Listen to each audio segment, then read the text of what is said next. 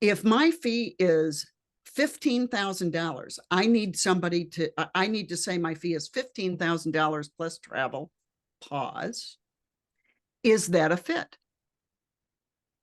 And then the answer is either going to be yes, no, or I don't know, or maybe. And so we're going to be prepared in all of those things. I'm just going to play it out real quick for you here. If they say yes, that's a good thing. But lots of times they'll say, well, that's more than we want to spend. This is a likely thing that you're going to hear. And again, if you go into book more business with AI and have the screen up, how to handle objections, you're going to see a lot of what I'm saying right now. Being able to say, instead of saying, what's your budget? By the way, that's what I was taught when I first entered speaking. You should always say, what's your budget? If they disagree with your fee. And I always waited for somebody to say, our budget is none of your business. And I would have to say, you're absolutely right. So this is the way I would say it. Is there a budget you're working with that you'd like me to be aware of? Because I would love to find a way to make this work. So what this says is, I'm a willing spirit going in. I want to work with you. Let's see what we can do to make this happen. I think you always have to have a number, a line in the sand. So if my fee is $15,000 and the minimum I would go out for is $8,000, or if my fee is $5,000, the minimum is $25,000, then I would say this. If somebody said 25 and that number was good with me, I would say this sentence: if I could do that. So I'm not committing.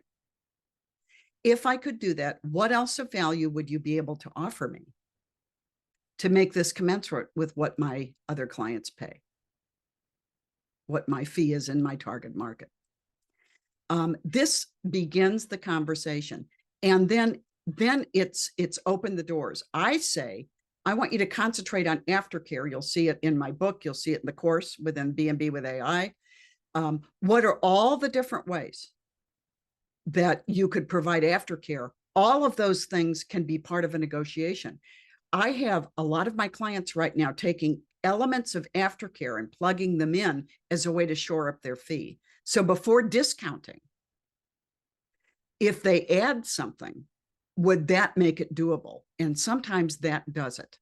So I want you to be thinking before you automatically go to, well, I'll discount. If I could throw in, and I said this to NSA Atlanta, and I used this myself.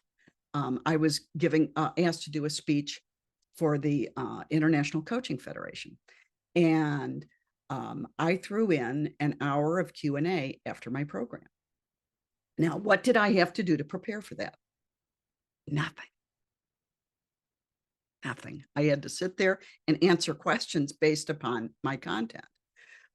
As I told Atlanta the other day, little did I realize when I first brought it up that my programs can be shown in different time zones. So I would have to be here in my office at dark 30 for different time zones around the world. This was their World Congress or whatever they called it.